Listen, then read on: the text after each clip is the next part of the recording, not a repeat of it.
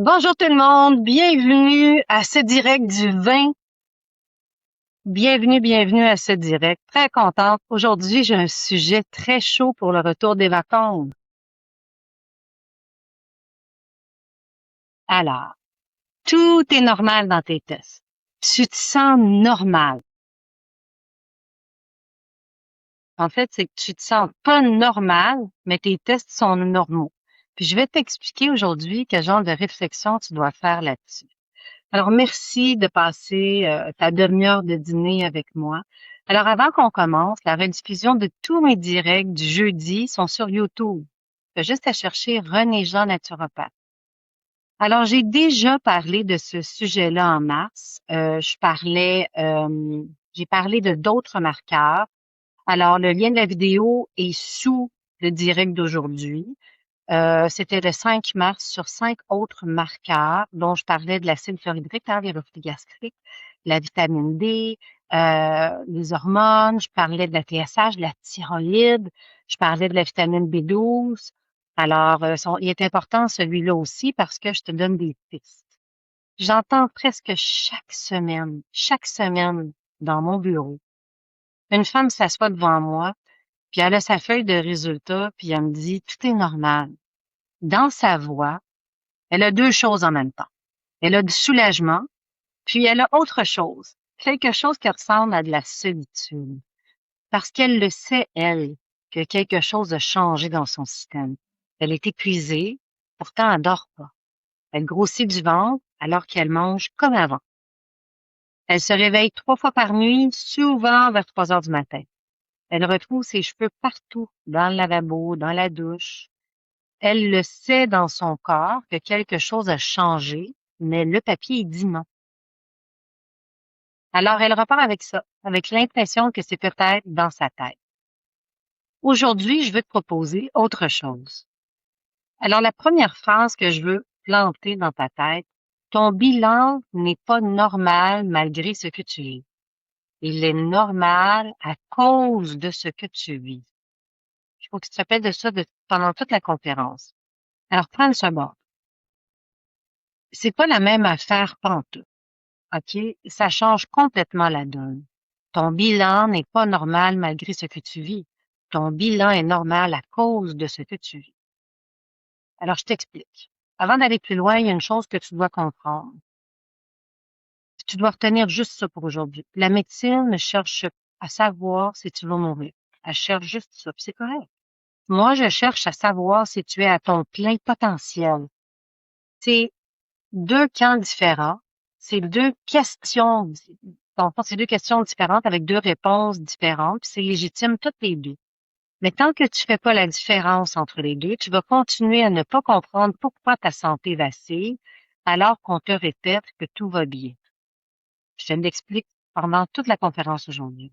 Parce que chez beaucoup de femmes qui s'assoient devant moi, c'est pas la maladie qui est là, c'est le déséquilibre. Puis le déséquilibre, ça se voit pas avec des instruments qui ont été construits pour trouver une maladie. Garde ça en tête pour les 25 prochaines minutes. Tout ce que je vais te dire découle de là. Disclaimer, très important. 3 choses avant qu'on commence. Ça va t'éviter des déceptions. J'enseigne. Je ne diagnostique pas. C'est pas mon rôle. Je ne traite pas. Je te dirais qu'il est éducatif. Je t'explique comment ton corps fonctionne. C'est pas une évaluation de ton corps à toi. Personne ne peut juger ton corps à partir d'un direct de Facebook. Moi, la première. 2, les chiffres dont je vais te parler, ce sont des normes. Ce sont pas des normes officielles. Les valeurs de référence changent d'un pays à l'autre, d'un laboratoire à l'autre, d'une profession à l'autre.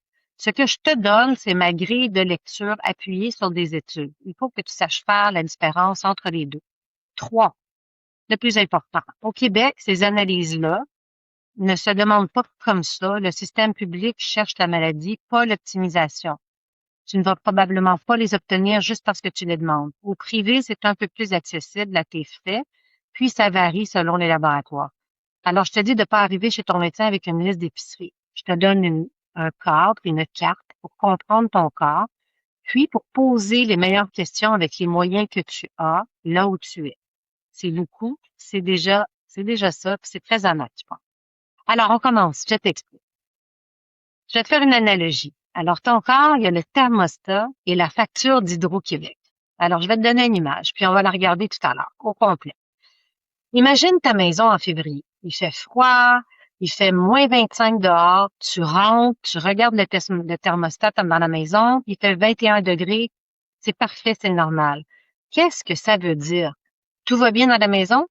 Ça dépend de deux choses du thermostat que le thermostat ne te dit pas. Alors, tu vas te poser la question, est-ce que ta fournaise part toutes les 10 minutes par heure ou est-ce qu'elle tourne sans arrêt depuis 3 jours parce qu'il y a une fenêtre mal scellée en arrière? Dans les deux cas, le thermostat, il va afficher 21. La température de la pièce, c'est le résultat. La fournaise qui tourne, c'est l'effort. Puis la facture d'Hydro-Québec, elle ment pas, c'est elle qui va te dire combien d'efforts tu as mis. Ton corps fonctionne exactement comme ça. Il y a une obsession, une seule, garder ses paramètres vitaux dans une fenêtre serrée. Ton corps, c'est sa seule obsession. Ton sucre, ta température, ton calcium, il va défendre ces valeurs-là avec une détermination absolue. Parce que sortir de la fenêtre, c'est dangereux pour ton corps. C'est dangereux tout de suite. Alors, il va compenser. Il va monter le chauffage. Il pousse plus fort. La quasi-totalité de tes analyses qu'on fait mesure la température de la pièce. Presque aucune va mesurer la facture et l'effort. Ton sucre à jeun, c'est un résultat. Ton calcium, c'est un résultat. Ces chiffres-là restent beaux tant que ton corps compense. Il bouge seulement quand il lâche, c'est-à-dire vers la fin de l'histoire. Puis pendant toutes les années où ton corps compense, toi, tu la ressens, la compensation, la fournaise à plein régime. La fatigue, c'est le bruit de la fournaise. Ce que je veux te montrer aujourd'hui, c'est qu'il existe des marqueurs d'effort sanguins. Il existe, ils se mesurent, puis ils coûtent pas cher. Si tu les comprends, on ne les demande simplement pas parce que c'était pas en danger de mourir. Alors, on va regarder deux choses ensemble, le cycle de la glycémie, puis celui du fer. Ne pas oublier que YouTube, j'ai celui-là du 5 mars aussi, qui est très intéressant, qui parle de tous les autres marqueurs. Le test de glucose ou d'insuline. On commence par celui-là. Tout le monde a lu ces tests-là, puis celui que moi, je trouve, il y en a plusieurs intéressants, mais dont l'hémoglobine glyquée. Alors, c'est le HbA1c. D'accord? Hémoglobine glyquée, HbA1c. Qu'est-ce que ça mesure? Tes globules rouges vivent à peu près 3 mois. Pendant qu'ils se promènent dans ton sang, le sucre se colle dessus. Un peu comme du sirop sur des doigts. Ça reste collant.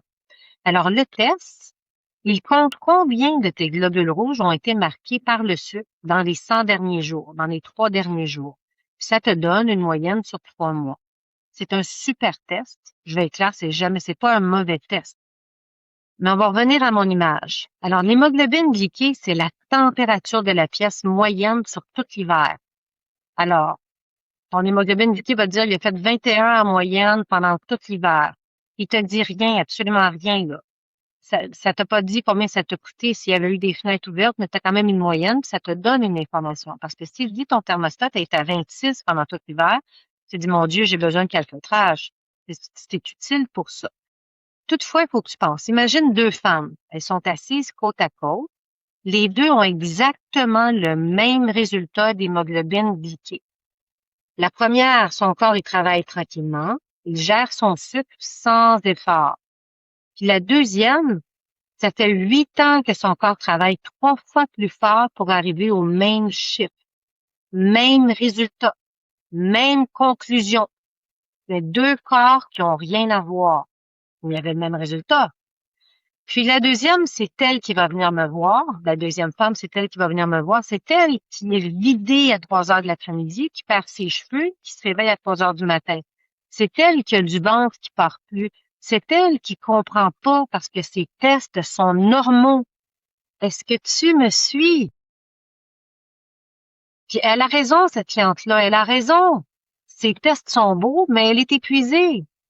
Parce que les deux sont vrais en même temps, puis c'est tellement justement ça. Elle a compensé. La facture, c'est l'insuline. OK? Alors, on a parlé de l'hémoglobine glyquée, on a parlé de l'effort pour tout le temps rester dans les normes. Ton corps, il va tout faire pour rester dans les normes. Puis l'hémoglobine glyquée te dit en général comment ça s'est passé sur les derniers 3 mois, ce qui est une bonne indication. Parce que c'est souvent là qu'on va voir si tu vas tomber diabétique 3 mois plus tard ou non. Alors, l'insuline, c'est la facture. Alors, qui est-ce qui travaille fort? Ben, c'est l'insuline. L'insuline, c'est l'ouvrier qui prend le sucre dans ton sang et qui le rentre dans les cellules. C'est sa job. Quand tes cellules deviennent moins réceptives, les cellules disent, on en a assez, on ferme les portes. Quand elles écoutent moins, elles sont sourdes. Est-ce que ton corps abandonne? Jamais. Jamais il va abandonner. Jamais. Ton corps est tout le temps là pour toi. Ce qu'il va faire, le pancréas, c'est qu'il va envoyer plus d'ouvriers. Il va crier plus fort. Il va en mettre plus. Il va envoyer plein d'insuline. Résultat, le sucre dans ton sang, ben, il reste beau, même si tes cellules résistent. Parce que ton foie, ton pancréas travaille très, très fort. Il envoie, il envoie, il envoie. Faut qu'il envoie le double de messagers pour que ça rentre dans les cellules. Mais le prix, lui, il monte en silence. L'insuline monte, elle monte, pour faire rentrer le sucre dans tes cellules qui sont fermées. Donc, un matin, le pancréas lâche prise. Les ouvriers n'arrivent plus à entrer le sucre dans les cellules. Il est épuisé parce qu'il y en a trop sécrété. Donc, ce qui arrive, c'est qu'il arrête. Il dit, OK, ben, les cellules n'entendent pas. Tu sais, c'est une analogie, hein. C'est pas tout à fait comme ça que ça se passe dans le temps. Les cellules n'entendent pas. Il dit, ben, moi, j'en vois plus d'ouvriers, puis je suis épuisé, je suis fatigué. Et là, ça arrête du jour au lendemain. Puis là, ben, c'est là que le sucre se promène dans le sang. Puis, on devient diabétique. Parce qu'il y a eu une compensation pendant toutes ces années-là. Alors, l'insuline, c'est ta facture d'hydro. Un seul, puis là, je vais te donner un chiffre, un seul, mais il est gros. Il y a une grande étude anglaise qui a suivi plus de 6000 personnes pendant des années. Ils ont pu remonter la vérification de plusieurs années passées, OK, pour voir quelles personnes développaient le diabète. Alors, ce qu'ils ont vu, c'est que 5 ans avant le diagnostic de diabète, le corps forçait déjà et il compensait déjà. Le sucre dans le sang, lui, s'est mis à monter que 3 ans avant le diagnostic de diabète. Puis, il y a mieux, une autre étude plus ancienne sur des gens à risque chez eux. On va trouver déjà la facture qui montait 15, 20 ans avant le diagnostic. 20 ans. 20 ans. 20 ans où le corps tient la ligne. Alors, c'est 20 ans d'écart entre le diagnostic de diabète, de compensation du pancréas à envoyer de l'insuline pour tout le temps garder ton niveau de sucre au bon niveau. Donc, l'hémoglobine glyquée, ça peut prévenir que ça fait 3 mois là, ton pancréas s'efforce beaucoup trop. Alors, 20 ans où ton corps compense. 20 ans où on te dit que tout est normal. C'est pas qu'on ment, là. C'est qu'on regarde pas la bonne chose. Puis quand on est diagnostic, c'est pas le début du problème, c'est la fin. Ça fait déjà 20 ans. Quand le diagnostic arrive, c'est terminé. C'est le moment où la compensation a lâché. Et là, écoute bien la suite, parce que c'est pas ce qu'on raconte d'habitude. Ton pancréas lâche pas prise, là. Il décide de rien du tout. Il s'épuise lentement sur des années. C'est tout. Il crache tout d'un coup. Il n'est pas abandonné, il est juste usé. Alors, ton corps t'a jamais saboté. Ton corps est tout le temps là pour te compenser, pour t'amener tout le temps aux mêmes valeurs, aux bonnes valeurs, pour que tout ton système fonctionne. Mais à un moment donné, il est en sur-régime. C'est ça qu'il faut régler. Alors, ce qu'on peut regarder, qu'est-ce qui existe? On va regarder l'insuline à jeun.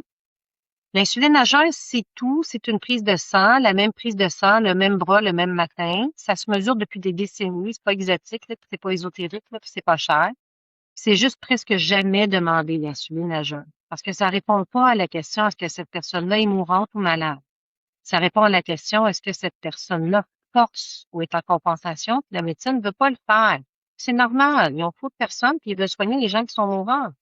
Mais l'insuline à jeun, c'est ton indicateur. L'hémoglobine glyquée, c'est ton indicateur aussi. Puis il y a le HOMA aussi qui est indicateur. Mais ça, c'est une autre fois. J'en parlerai une autre fois. Alors, faut comprendre que même si tes chiffres sont normaux, faut que tu te dises, est-ce que je suis en compensation depuis des années pour que mes chiffres soient normaux? Alors là, on a parlé du cycle du sucre dans le sang, dans le fond, de la glycémie. Là, je vais venir avec le fer, puis le fer aussi va toucher à la glycémie puis l'inflammation, parce que je suis sûre qu'il faut que tu sois de l'inflammation. Qui m'en fait? Alors, avant de continuer sur le fer, je vais te parler. Je suis déjà naturopathe depuis 25 années. Aujourd'hui, j'aide les femmes à retrouver leur santé, leur poids en enseignant la santé métabolique. Je t'aide à rebalancer ta santé hormonale, glandulaire et perdre 20, 30, 40, 50 livres sans te priver, mais bien en comprenant comment ton corps fonctionne. En lien, tu as accès, en lien sous la bio, sous la vidéo, sur mon nom, tu as accès au revoirunelegende.ca.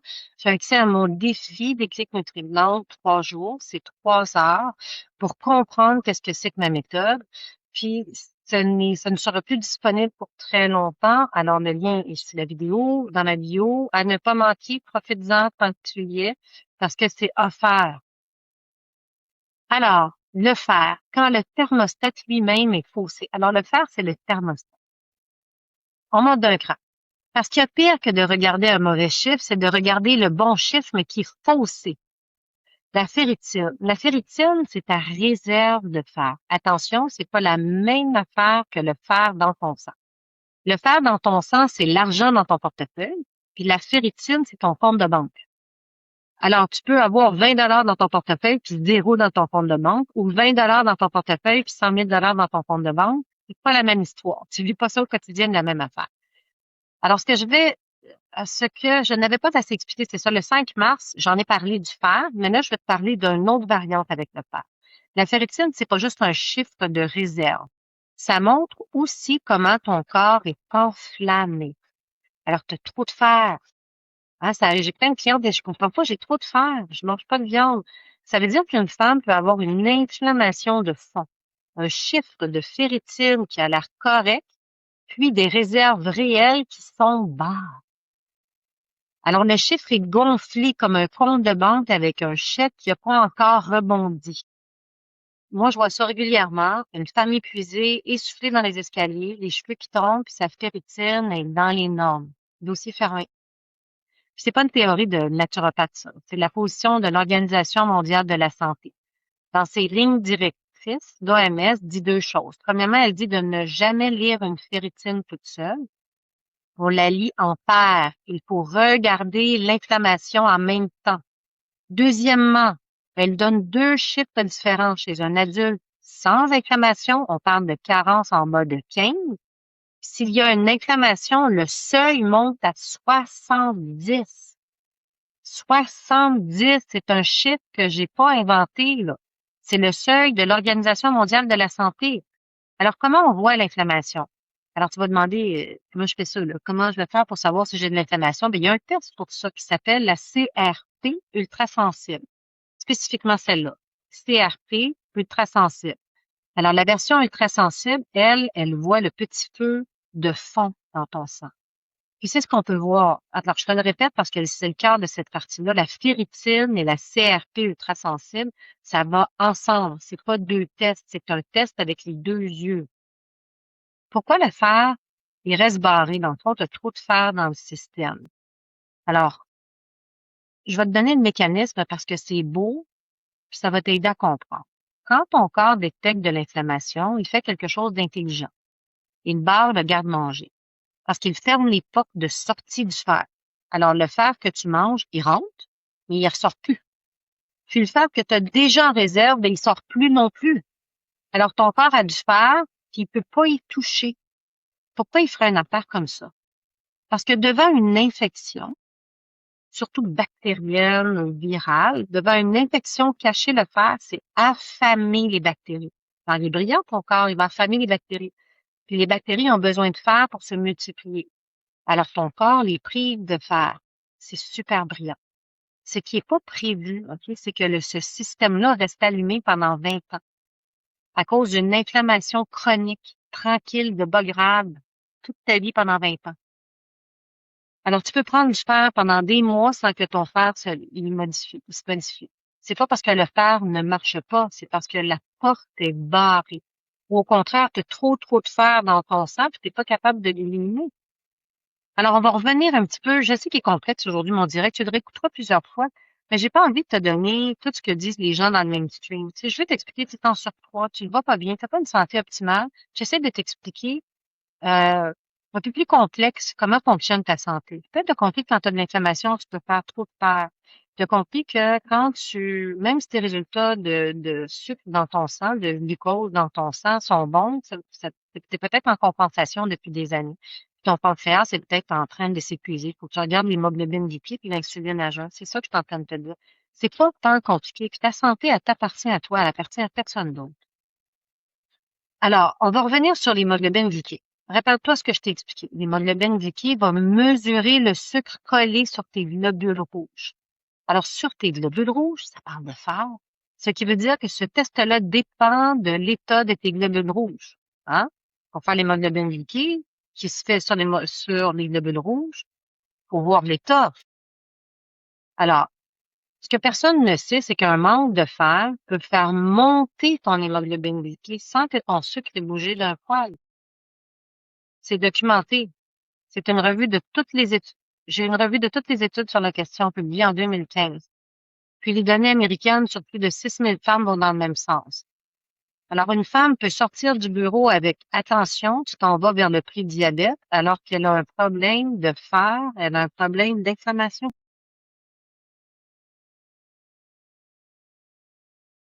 Pas un problème de sucre, pas un problème de fer. On va lui dire coupe les glucides, de se priver, de faire attention, puis elle va s'épuiser encore plus en réglant un problème qu'elle n'a pas. Faut corriger le fer avant le sucre, faut corriger l'inflammation avant le fer, avant le sucre. C'est pas la nuance ce n'est pas la nuance de spécialiste, c'est juste lire dans le bon ordre. C'est juste comprendre sa santé. En parlant de ça, santé. Alors, on fait un petit récap, OK? On fait un récap. Ton corps défend ses paramètres vitaux. Il va compenser, il reste tout le temps sur la ligne. Il reste sur la ligne droite. Il les défend, il veut tout le temps être là. Puis, la compensation, par définition, ça garde les chiffres beaux. Alors, pour être là, des fois, il faut pousser pour leur lever, mais il y a une compensation. Ton sucre reste normal parce que ton insuline monte. Ta ferritine a l'air correcte parce que l'inflammation la gonfle. Puis, ton hémoglobine glyquée peut grimper parce que ton fer est bas, pas parce que ton sucre a bougé. Alors, le bilan standard mesure la température de la pièce. Il te dit que la maison est encore chauffée. Il te dit jamais ce que ça t'a coûté. Alors, la question à poser, elle change complètement.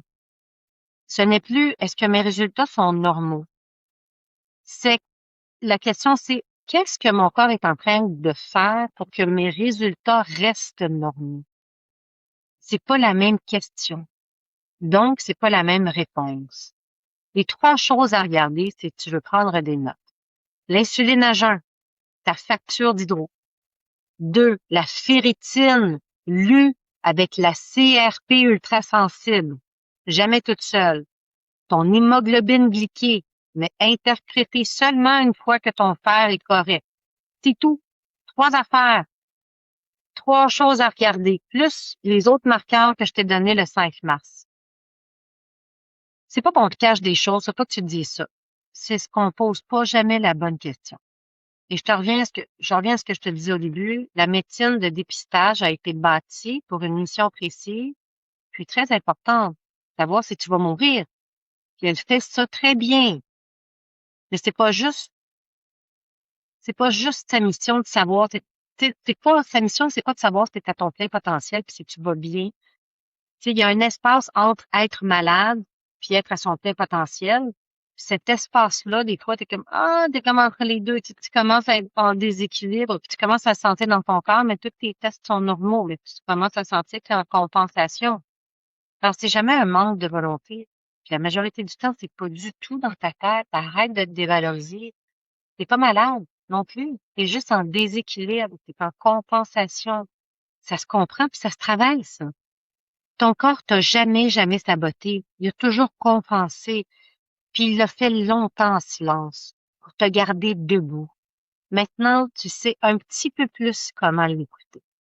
Alors, merci d'avoir été là. Je suis là tous les jeudis midi. Si tu as des questions, écris-les ici. Je vais te répondre. Je vais rester TikTok pour que tu ailles sur Facebook sur Facebook ou sur YouTube. Moi, je réponds moins sur YouTube. Ne manque pas le défi des clics NutriGlone 3 jours qui est offert gratuitement pour que tu comprennes comment je travaille. Puis ça ne sera pas là encore très longtemps. Alors voilà, je vais répondre aux questions de tout le monde. Si j'ai accès au Facebook. Est-ce qu'il y a des questions? J'étais bien en ligne.